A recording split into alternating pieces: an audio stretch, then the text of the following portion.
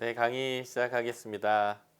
자, 오늘은 저희가 스가랴서 본문 저희가 이제 살펴볼 시간입니다. Recording in progress. 자, 학개와 스가랴는 같은 역사적 배경에서 같이 활동했고 그리고 같은 메시지를 전한 내용입니다. 저희 어제 하박국의 학개에서 봤던 메시지들을 좀 다른 방식으로 표현하고 설명했다라는 거 말고는 두 예언서는 동일한 메시지를 담고 있다라고 일단 보시면 되겠고요. 자, 어제 저희가 시작할 때에 이 수평 차트를 좀 살펴봤고요. 전체적인 펼쳐진 구조를 살펴봤고 그리고 서론 부분을 저희가 한번 봤는데 다시 한번 좀 살펴보도록 하겠습니다. 자, 조금 제가 확대를 해서 보여드리면 자, 스가랴서는 1장부터 8장까지가 전반부의 이제 메시지가 되겠고요. 이 전반부의 메시지는 성전을 짓도록 격려하는 내용인데 이것을 전달하는 방식이 두 가지 방식인 거예요. 하나는 자 1장 7절부터 시작해서 이 6장 8절까지의 부분이 묵시적인 환상으로 되어 있습니다. 예언자가 본 거예요. 그래서 비주얼하게 하나님이 보여주신 것들을 그림처럼 영상처럼 표현하면서 하나님이 지금 회복의 일을 하고 계신다. 그래서 멸망 때부터 586년 멸망 때부터 지금 포로로 돌아와서 지금까지 하나님이 어떤 일을 해가고 계셨는지를 하나의 드라마처럼 환상으로 쫙 본 내용이 이 전반부의 하나의 표현 방식이 되겠고요. 그리고 7장, 8장의 내용인데 이 7장, 8장의 내용이 이 앞에 그림으로 본 그것을 다시 구두로 선포하는 그런 내용으로 되어져 있습니다. 그러니까 지금 이 전반부는 두 개의 형태로 있는 거예요. 하나는 묵시적 환상으로, 하나는 구두의 선포로 되어져 있는데 두 개가 표현하는 방법이 다를 뿐 같은 메시지를 담고 있는데 그것이 뭐냐면 성전을 건축하라 라고 이제 얘기하는 것이고요. 하나님이 그래서 그 성전을 건축하도록 하는데 어떻게 역사하시는지를 이제 배우게 됩니다. 그 다음에 이제 후반부의 메시지죠. 9장부터 14장까지의 이 뒷 내용은 예수 그리스도 메시아에 대한 예언으로 되어져 있습니다. 지금 보여지는 성전, 스룹바벨 성전이죠. 이 성전은 앞으로 우리에게 보이도록 오신 하나님이신 예수님의 성전됨의 예표예요. 하나님 이들과 함께 하실 건데 이 함께 하심이 이제는 예수 그리스도의 함께 하심으로 바뀌게 될 것이고요. 그것이 더 온전한 성전의 역할, 더 온전한 용서의 역할, 더 온전한 하나님과의 화해의 역할, 더 온전한 안식을 가져주는 예수 그리스도로 가는 과정 안에 있는 거죠. 그래서 포로에서 되돌아와서 성전을 짓는 것은 예수 그리스도가 성전이 되시고 그리고 이제는 새하늘과 새 땅이 오는 곳으로 향하여 나아가도록 하는 하나의 이제 출발점인 성전이 되는 건데요. 그래서 전반부 1장부터 8장까지는 이 스룹바벨의 성전, 이 성전을 짓는 이야기를 하고 있고 9장부터 14장은 메시아이신 예수 그리스도가 오셔서 그 하나님 나라를 우리에게 주시고 통치하실 예수 그리스도의 초림과 재림에 대한 그러한 메시지를 전하고 있는 것이다 라는 것입니다. 자, 전반부 1장부터 6장까지는 서론이 있고 결론이 있는데 이 서론 부분을 어제 우리가 보았습니다. 돌아와라 돌아와라. 내가 선지자를 보냈고 계속 너희들에게 돌아오라고 얘기했는데 너희들이 돌아오지 않았다. 너희 조상들 돌아오지 않았다. 그래서 내가 포로로 가게 해서라도 그들이 돌이키도록 했었다라고 하는 이제 이 부분이 어제 우리가 봤던 서론, 회개의 요청인 1장 1에서 6절이 되겠고요. 6장 9절에서 15절의 내용은 일종의 결론과 같은데 하나님이 이 성전을 건축할 순을 일으킬 거다라는 거예요. 그래서 이 성전을 지을 순이 수룹바벨인데 다윗의 정통 후예죠. 이 수룹바벨 또한 예수 그리스도를 예표하는 거고요. 궁극적으로는 예수 그리스도가 순이실 겁니다. 그 순이 일어날 거다라고 얘기하면서 이 성전의 회복과 온전한 하나님 나라의 회복에 대한 그런 모습의 결론이 이제 나오는 이런 구조로 되어져 있습니다. 자, 이 앞부분에 나오는 1장부터 6장까지 나오는 그 묵시적 환상의 부분을 우리가 한번 살펴보도록 하겠습니다. 자, 1장 7절부터 6장 8절까지가 8개의 환상, 예언자가 내가 보니라고 하는 이제 이 내용이 되겠고요. 이 환상은 요한계시록이 바로 묵시적 환상이잖아요. 이 요한계시록에 굉장히 많은 모티브를 제공합니다. 그래서 요한계시록에 나와 있는 굉장히 많은 메시지들이 바로 이 스가랴서에 나와 있는 이 8개의 묵시적 환상을 사용해서 메시지를 전하고 있습니다. 요한계시록이 뭘 전하고 있냐면요. 예수 그리스도의 초림을 통한 승리와 재림을 통한 온전한 하나님 나라의 완성에 대해서 얘기하는 거고요. 이 재림 부분이 열국에 대한 심판을 동반합니다. 이것은 반대적으로는 믿는 자들의 온전한 구원, 영원한 하나님 나라를 이제 누리는 것과 연관되어져 있는데 바로 이 요한계시록에 굉장히 중요한 영향을 미친 묵시적 환상의 책이 바로 스가랴다라는 거 기억하셨으면 좋겠습니다. 제가 어저께 이사야, 예레미야, 에스겔, 다니엘 그리고 스가랴 이런 책들이 이제 하나님 나라가 망하고 다시 시작하는 것에 대해서 말하고 있는 예언서들인데 이런 예언서들이 바로 이 요한계시록에 굉장히 지대한 영향을 주게 되는 거고요.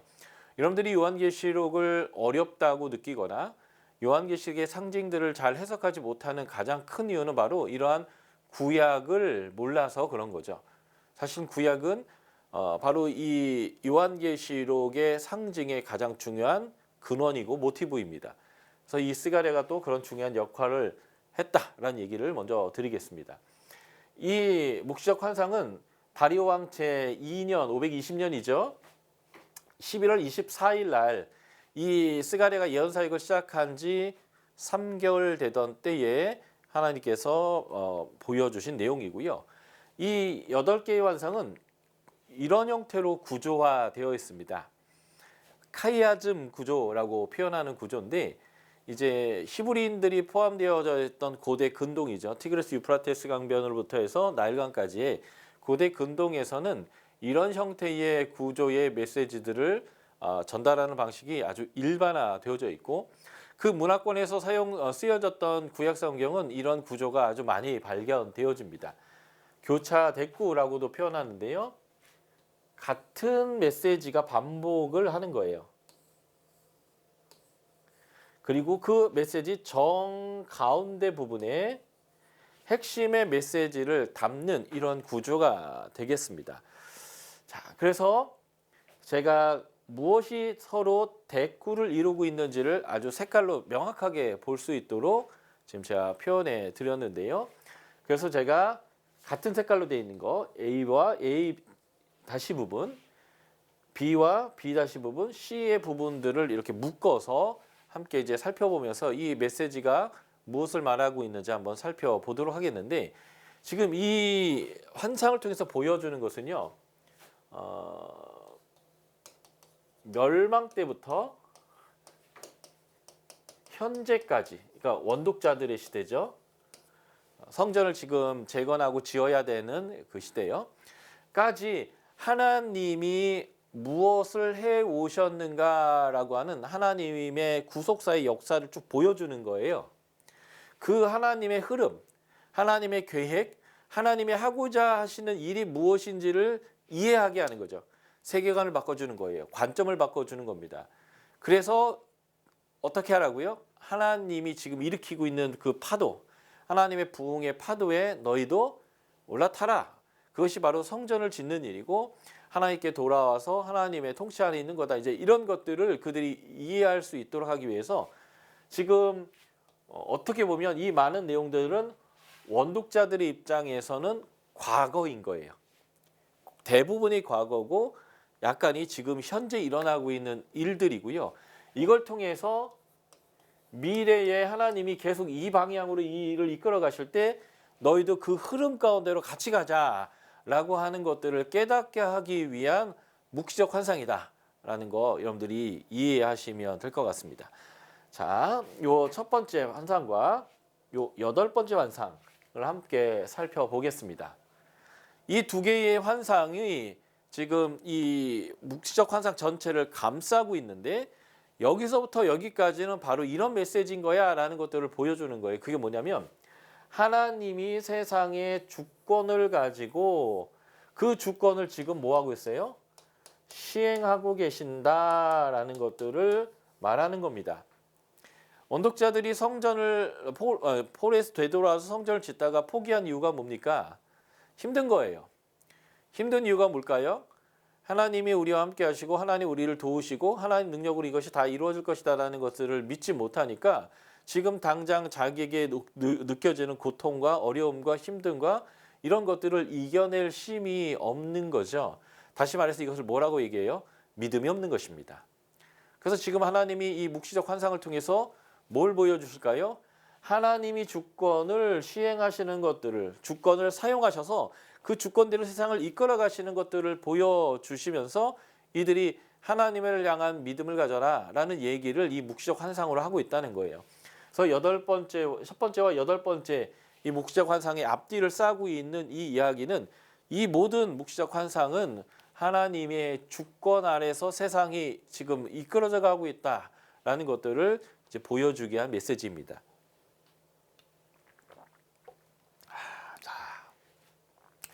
첫 번째 환상이에요. 1장 7절부터 17절인데 화석류 나무 사이에 여기 이제 나무들이 있는데 이 나무 사이에 말들이 등장하는 환상입니다.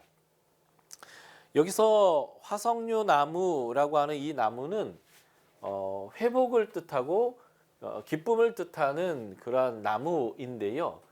여기에 말들이 나타나는데 이 말들은 하나님이 세상에 보낸 그러한 말들입니다. 세상을 하나님께서 살펴보고 있는 거죠. 다시 말해서 열국을 다스리시는 하나님의 주권을 상징하는 것이 이 말들이 보여주는 것입니다.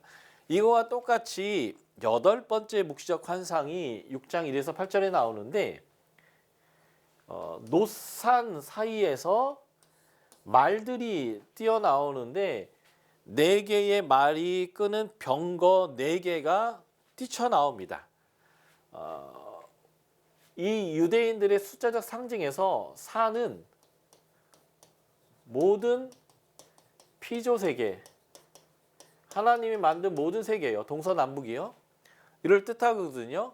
그러니까 이 네 개의 말이 끄는 마차 네 개가, 전차 네 개가 세상을 향해 나아간다라고 하는 것은 하나님이 세상을 심판하기 위해서 하나님의 군대를 보내고 있는 그것 또한 하나님의 열국을 다스리는 하나님의 주권을 보여주는 내용이다라는 것입니다.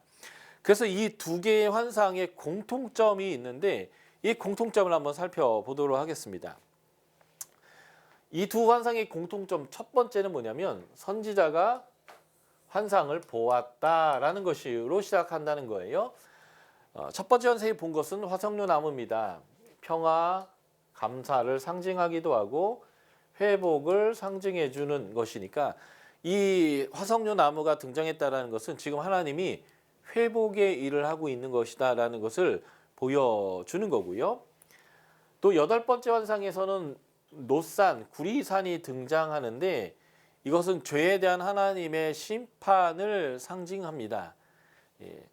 그래서 요한계시록 1장 15절이나 2장 18절에 보면 요한이 예수 그리스도를 봤는데 예수 그리스도의 많은 모습 중에 다리를 봤더니 아주 빛난 당금질한 놋과 같은 다리였어요.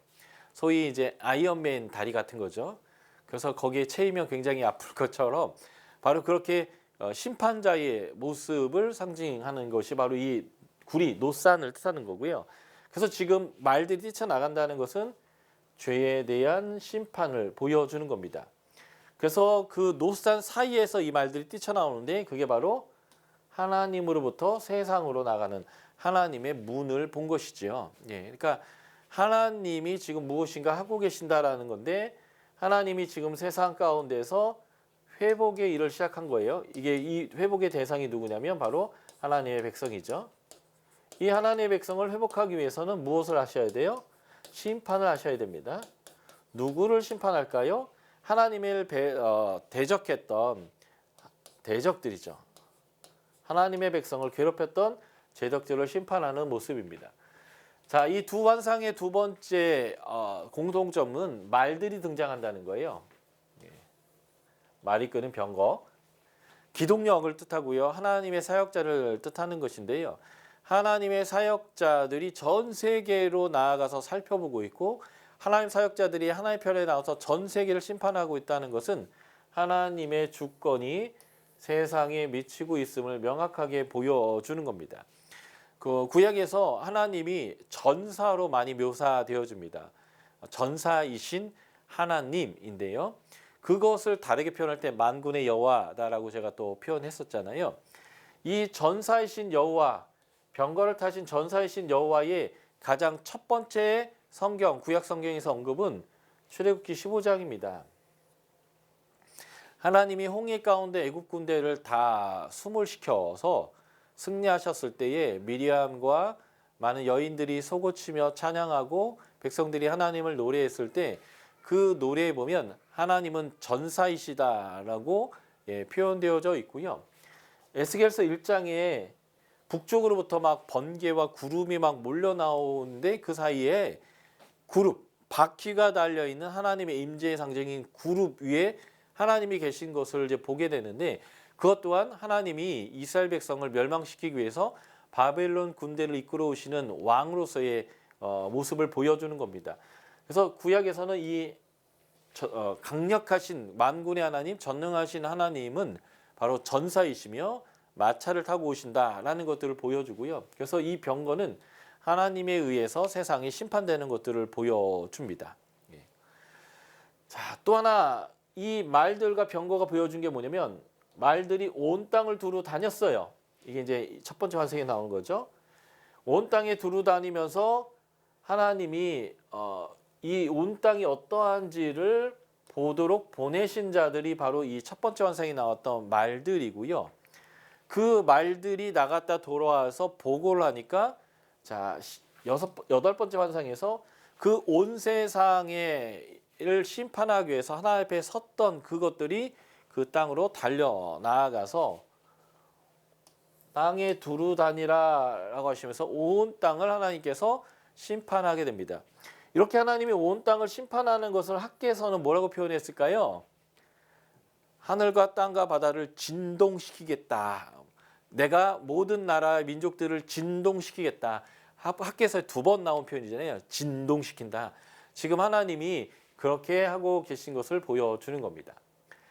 자, 첫 번째와 여덟 번째 환상의 세 번째 특징은 선지자가 질문해요. 그것을 보고 환상을 보고 질문하고 천사가 그거에 대해서 대답해 줍니다. 해석해 주는데요. 이게 묵시문학의 굉장히 특징입니다. 요한계시록에도 선지자가 잘 깨닫지 못하면 질문을 해요. 그러면 하나님이 천사가 이거에 대해서 답해 주는 것이죠. 그러므로 이 질문과 대답을 통해서 하나님이 지금 무엇을 하고 계신지에 대한 하나님의 비밀한 일들을 이제 오픈하는 것. 이게 이제 계시록과 같은 이런 이제 예언서의 특징입니다. 그래서 선지자가 질문해요. 이들이 무엇이니까 화석류 사이에 있는 그 말들이요.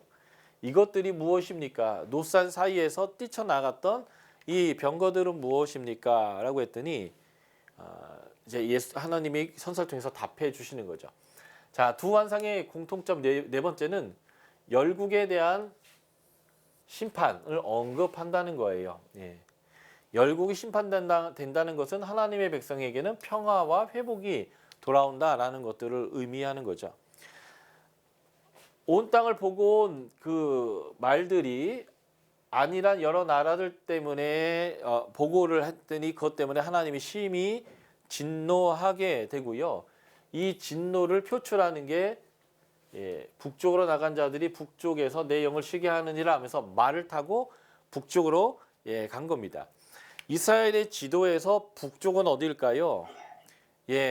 아수르가 왔던 곳이 북쪽이고 바벨론이 왔던 곳이 북쪽이고 페르시아가 지금 있는 곳이 북쪽인 거예요. 그래서 하나님이 그 자신의 백성을 못 살게 굴었던 그 나라들을 심판하러 이제 가는 거죠. 다시 말해서 하나님의 백성들을 괴롭히고 평안히 지내고 있는 그 민족을 보고 하나님이 진노하셨고 그쪽으로 군대를 보냈고 그것 때문에 하나님의 영이 화가 누그러질 것이다 이런 표현입니다. 그래서 이 첫 번째 묵시에서의 진노가 여덟 번째 묵시에서 군대를 통해서 성취하게 되는 거죠. 그때의 예언자가 이렇게 얘기해요. 노하신 지 70년이 되었습니다. 여러분들 예레미야서 25장 11에서 12절 기억나시죠? 29장 10절 예레미야가 예언한 게 뭐냐요?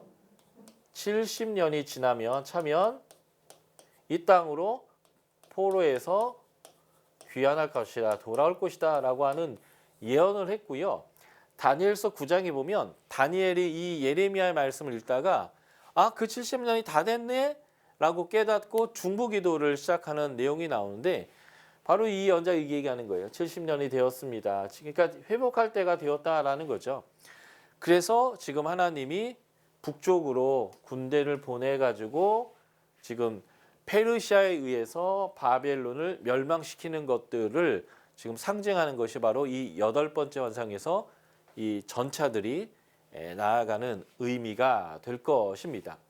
그래서 하박국서 여러분들 배우셨는데 하박국서 2장에 보면 두 번째 질문에 예언자가 했을 때 하나님이 대답을 하는데 이 하나님이 뭐라고 대답했냐면 내가 그 나라들을 심판할 것이다 하면서 화 있을진저라고 하는 화 선포를 바벨론을 향해서 5번을 쏟아내고 있습니다.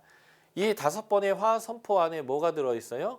오직 의인은 믿음으로 살아야 한다. 지금 보이는 것들은 멸망이고 고통이지만 하나님은 이 일을 통과해서 이루실 일들은 그 너희를 괴롭힌 나라들을 다 멸망시키고 하나님이 회복하는 일이 일어날 것이다. 그러니까 그 하나님의 관점을 가지고 이 시간대를 통과해 나가라. 이런 표현을 쓸 때 오직 의인은 믿음으로 말미암아 살리라라고 표현했고 그래서 하박국에서 이 화선포로 인해서 무엇이 이루어지냐면 물이 바다 덮음같이 물이 바다를 덮는 것은 너무 당연 사실이잖아요. 그렇지 여호와의 영광을 아는 것이 세상 안에 충만하게 될 것이다. 이스라엘 민족의 심판과 그 이스라엘 민족을 심판하는 데 사용됐던 열국을 하나님이 심판하는 이 일을 통해서 모든 나라 모든 민족이 하나님을 알고 하나님을 섬기는 일이 될 것이다.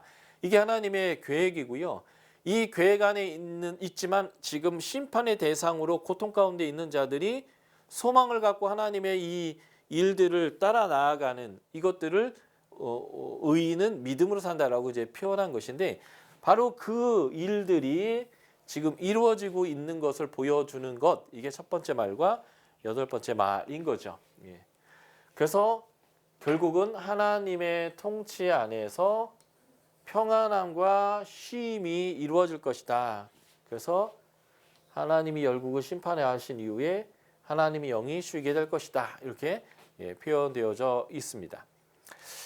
여기에서 이제 말들이 등장하는데 이 말들의 색깔은 크게 중요하지는 않아요. 요한 그 스가랴서에서는 말들의 색깔은 크게 중요하지 않지만 이 말들이 요한계시록에 그대로 사용되어지는데 요한계시록 1장 8절 일곱 사인, 일곱 인이요. 일곱 실, 일곱 인이 나오는데 이 일곱 인 중에 하나씩을 뗄 때마다 오라라는 소리가 하늘에서 들리면서 말 한 마리씩이 뛰쳐나와요. 거기에 말탄자가 있겠죠. 근데 거기에서 나오는 말들의 색깔은 굉장히 중요한 의미가 있습니다. 붉은 말은 전쟁을 뜻하고요. 검은 말은 죽음과 기근을 뜻하고요.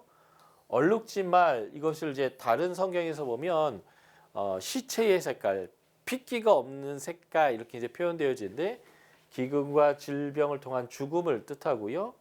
흰색 말도 승리를 뜻하는 전쟁과 같은 의미입니다.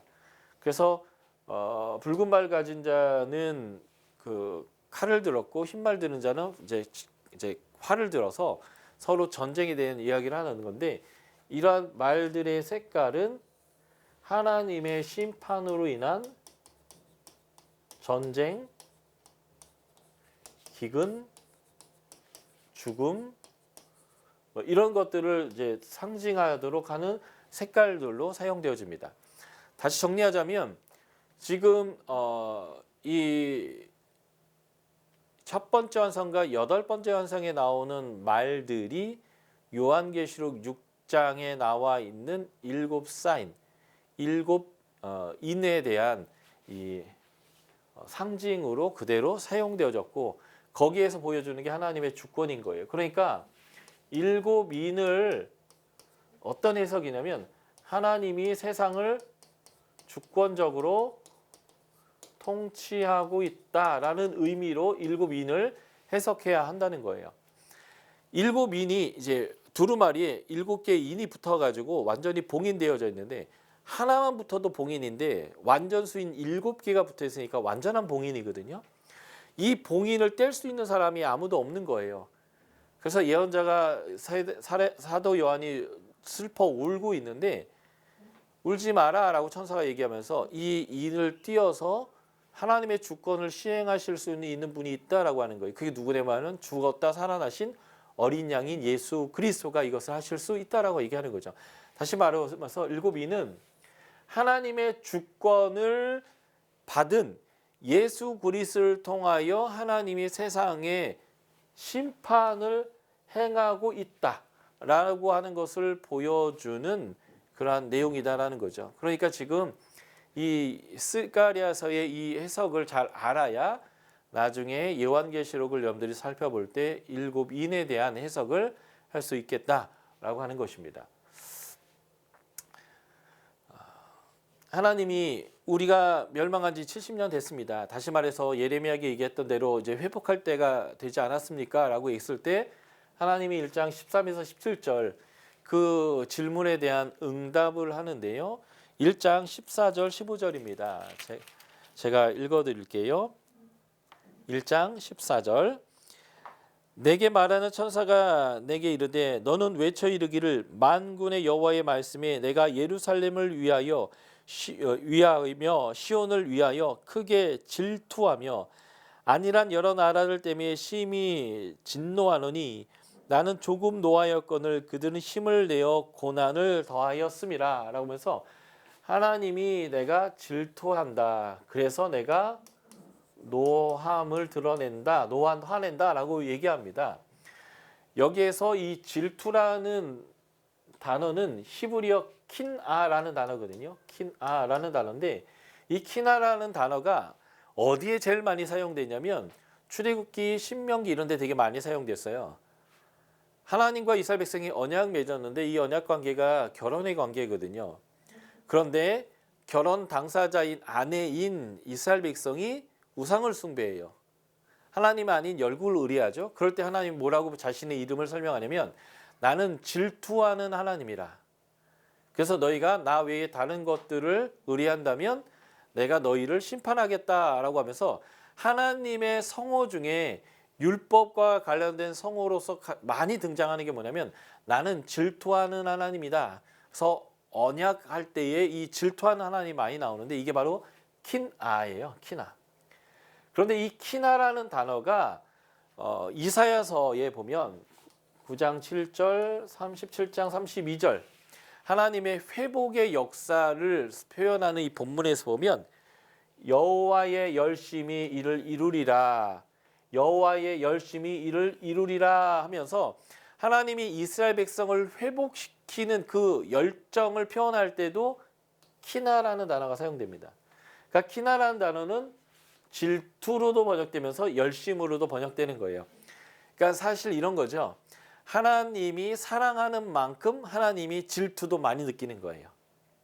아내가 남편을, 남편이 아내를 사랑하는 만큼 남편이나 아내가 다른 사람을 쳐다보고 다른 사람에게 집중하면 그 사랑이 확 돌변해서 질투가 일어나는 것처럼, 그래서 키나라는 단어는 하나님과 이스라엘 백성의 언약 관계를 설명하면서 사용되는 아주 중요한 단어로, 하나님은 이 백성이 순종하지 않을 때는 질투가 강하지만 이 백성을 향해서는 사랑이 많아서 이 열심을 다해서 이 백성을 사랑하고 고통 가운데 회복해 주시는 그 하나님인 거죠. 그래서 지금 하나님이 내 백성 괴롭힌 애들을 보면서 그 질투심, 열심을 불태워서 그들을 내가 심판할 거야 라고 말하는 거죠. 그래서 안일한 여러 나라들, 하나님 백성 멸망시키고 행복하게 사는 이 나라들 때문에 하나님이 진노한다, 이 말과 크게 질투한다, 심히 질투, 심히 진노가 같은 의미로 지금 사용되어지고 있습니다.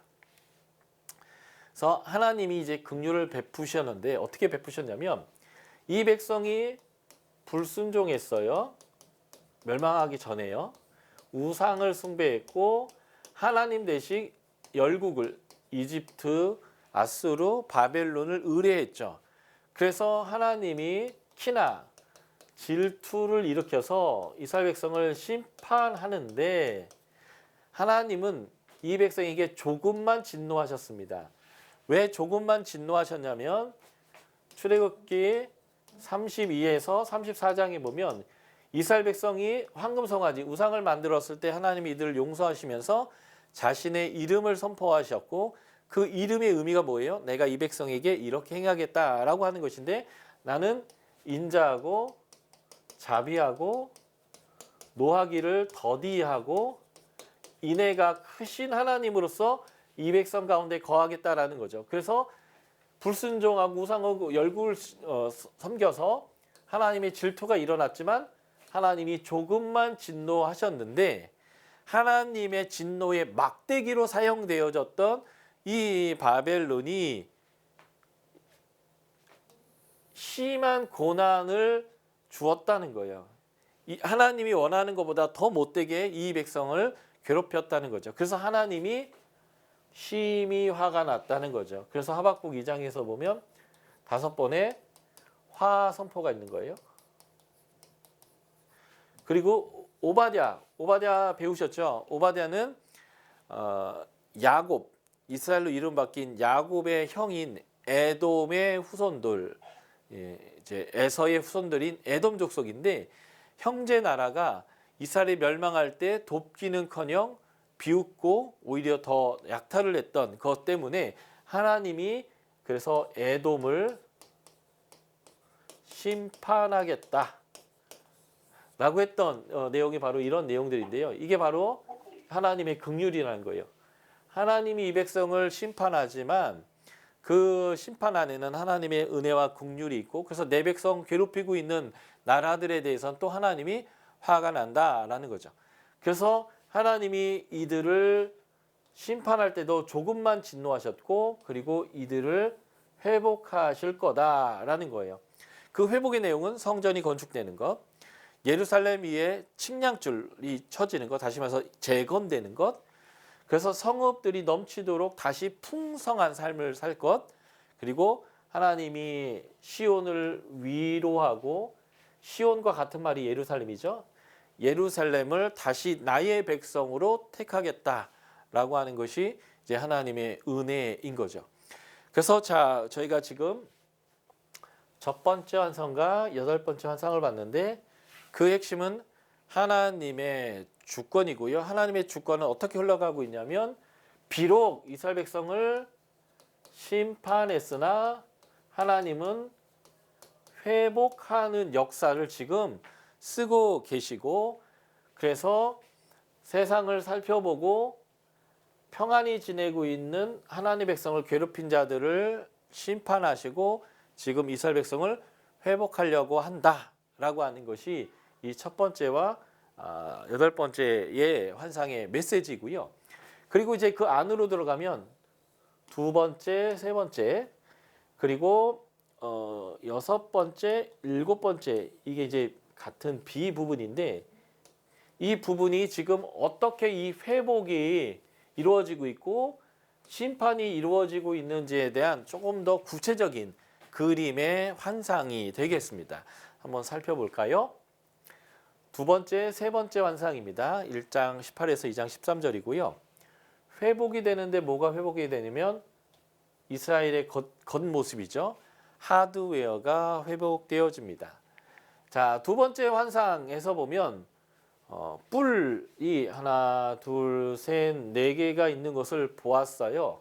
그리고 이 뿔을 부서뜨릴 네 명의 대장장이들이 등장을 하는데 바로 이 뿔이 뭐냐?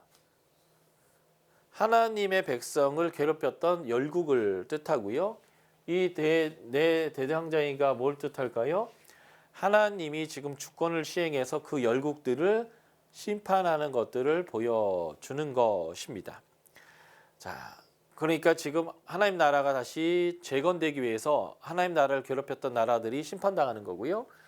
세 번째 환상입니다. 2장 1에서 13절에 보면 예루살렘에 이 측량줄이 놓여지는 거예요. 다시 말해서 건설이 이루어지는 거죠. 회복이 이루어지고 있다라는 것이고 이제는 예루살렘에 성벽이 없을 거예요. 왜냐하면 이 성벽이 있다라는 것은 도시가 딱 요만큼만 성벽 크기만 있어야 되는 거거든요.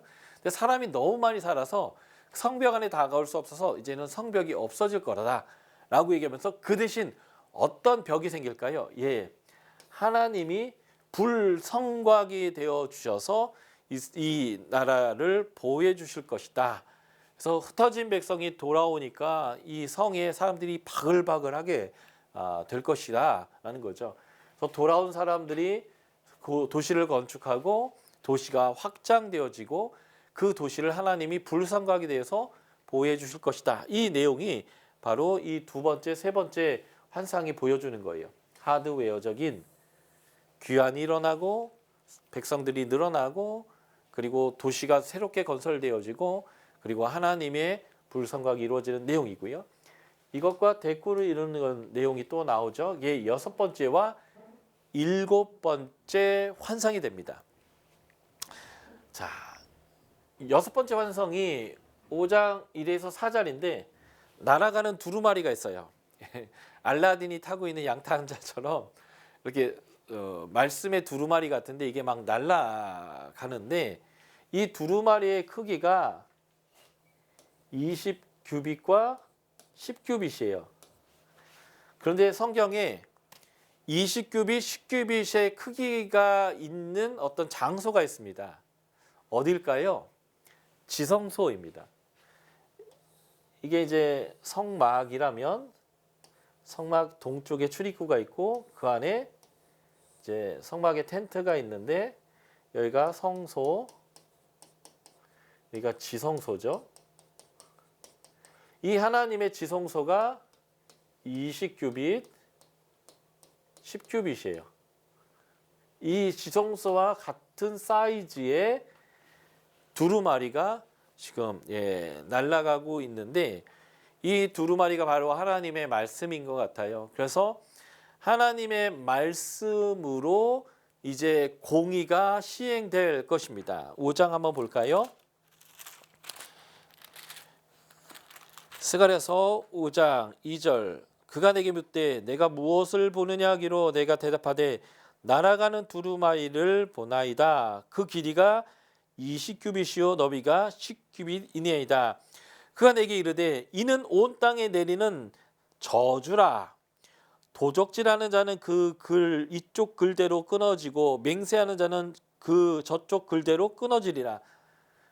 십계명에 보면 거짓 말을 하지 못하도록 거짓 증거하지 못하도록 하는 것과 도적질하지 못하게 하는 가르침이 있잖아요. 그러니까 지금 하나님의 말씀이 날라와 되돌아오는 거예요. 그리고 그 하나님의 말씀에 의해서 공의가 바로 서는 거죠. 자, 5절도 4절도 볼게요. 만군의 여호와께서 이르시되 내가 이것을 보냈으니 도둑의 집에도 들어가며 내 이름을 가리켜 망령되이 행하는 자의 집에도 들어가서 그 집에 머무르며 그 집을 나무와 돌과 아울러 사르리라 라는 거죠.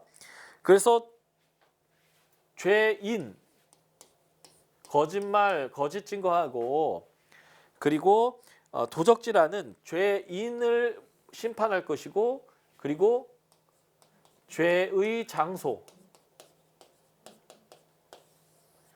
4절에 나오는 집들이죠. 도둑의 집, 내 이름을 가리켜 망령 때에 맹세하는 집이죠. 장소예요. 죄인, 죄를 짓는 사람과 죄를 짓는 장소를 하나님께서 저주하고 심판해서 하나님의 공의를 세우겠다는 겁니다.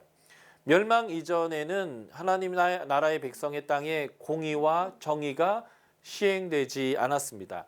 아모스는 이것을 공의와 정의를 쓴 쑥으로 사람의 똥과 같은 이런 버려야 되는 쓰레기로 취급했다라고 이제 말하고 있죠. 그래서 공의와 정의가 하수처럼 흘러야 되는데 이 공의와 정의가 하수처럼 흐르게 할 메시아에 대해서 예언한 책이 있어요. 그게 이사야서입니다.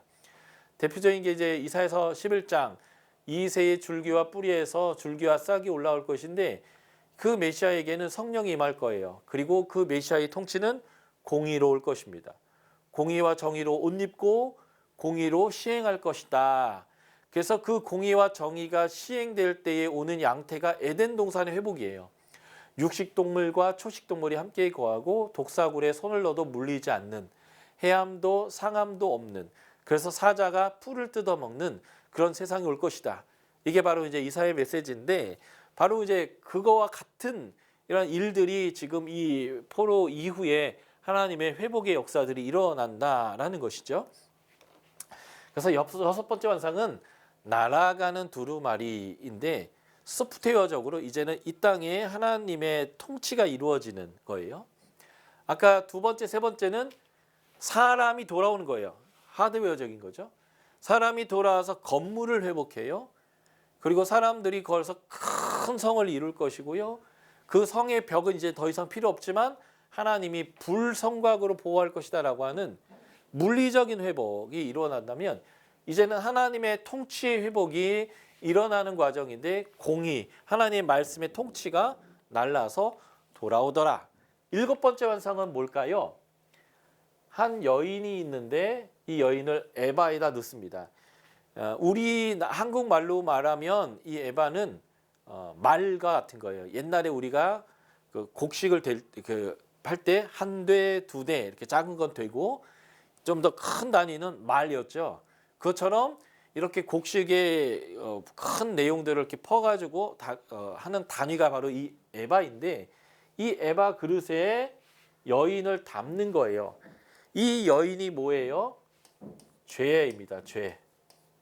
이 죄를 에바에 담고 뚜껑으로 딱 덮은 다음에 학의 날개를 가진 두 여인이 이것을 신할 땅으로 가져가 버립니다.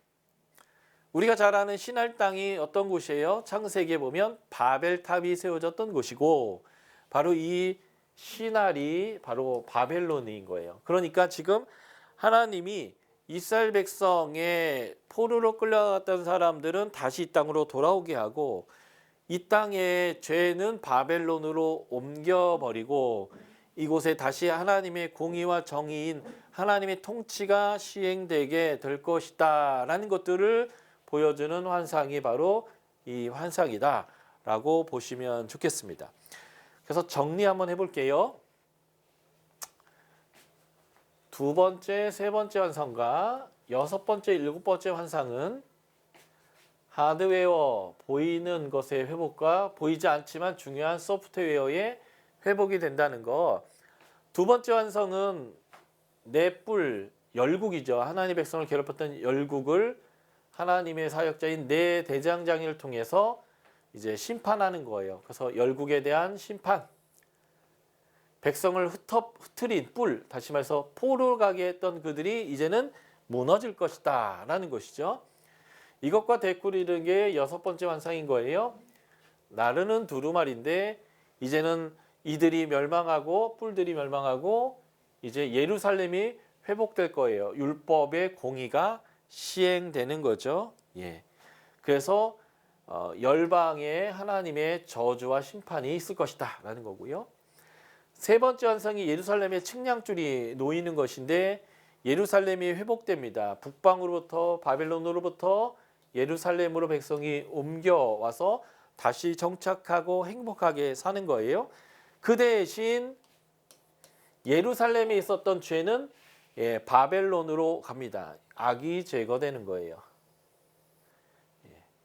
공의가 시행되고 악이 제거되고 하나님의 백성의 박해자들이 멸망하고 바벨론으로 끌려갔던 사람들이 다시 돌아와서 다시 회복되는 이 얘기죠.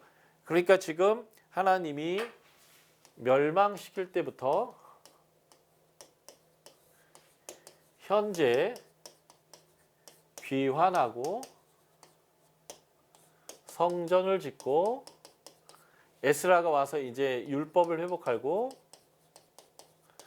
느헤미야가 와서 성벽을 지면서 회복이 일어나고 있는 이 일들이 지금 하나님의 주권에 의해서 계속 지금 진행되어 시행되고 가고 있는데 그 일엔 지금 너희가 성전을 짓는 데 참여되는 거고 율법의 회복이 일어날 때 회개에 참여가 있을 거고 하나님의 성벽을 지을 때 그 참여를 할 거라는 거예요. 그래서 이것을 할 때마다 에스라 느헤미야에서 뭐가 나왔어요? 명단들이요. 이 일에 참여한 사람들의 명단들이요. 그리고 여기에 예물을 낸 사람들의 명단이요. 이런 게 나오는 건데 바로 이 학개와 스가랴의 이러한 예언을 통해서 관점을 바꿔주고 있는 거죠. 지금 힘들겠지만 하나님이 일하고 계신다. 그러니까 그 하나님의 일에 너희가 참여해라. 하나님이 이 일을 쭉 이뤄나갈 것이다. 그 일의 끝은 어딜까요? 그 일의 끝은 메시아를 통해서 완성될 거예요. 우리는 이 메시아가 누군지 알아요. 예수 그리스도요. 그러나 이 예언자나 원독자는 이 예수 그리스도까지는 몰라요. 그러나 메시아를 통해서 이루어질 온전한 회복으로 지금 가고 있는 방향 안에 있고 우리가 그 회복의 일에 참여되었고 영광스럽게 그 하나님의 일에 동참하고 있다라고 하는 것까지는 분명히 예언자도 이 예언자의 예언을 듣고 있는 원독자들도 일단 알 거예요. 그게 원독자적인 메시지인 거죠. 참여하라는 겁니다.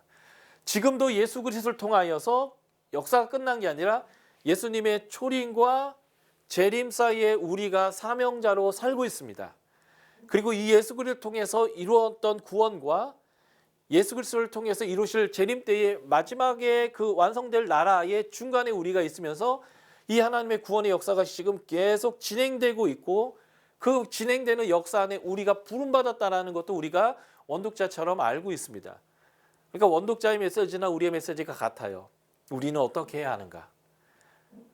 하나님이 하고 계신 일이 무엇이며 하나님이 지금 이루고 가는 방향이 어느 쪽이며 이때 나는 이 파도, 부흥의 파도, 하나님의 나라가 지금 이 땅에 오게 하는 이 구원의 일에 나는 어떤 자로 참여해야 하는가? 내가 지금 먹고 사는 일에 집착하고 그것으로 인하여서 사명을 버려고 지금 내 현재 눈에 있는 일만에 집착을 할 것인가? 아니면 하나님의 부름의 일에 참여할 것인가? 근데 그 부름의 일에 참여하는 또 현장이 내가 먹고 살고자 일하는 그 현장과도 매우 가깝거든요. 그게 이제 지금 이 예언서가 보여주는 아주 중요한 메시지입니다. 우리는 이 사명의 자리에 어떻게 참여할 것인가? 우리의 집만 짓고 우리가 지금 필요한 일에만 집착할 것인가? 아니면 주의 일에 좀 더 관점을 갖고 함께 갈 것인가? 우리가 이제 고민해야 될 지점인 거죠.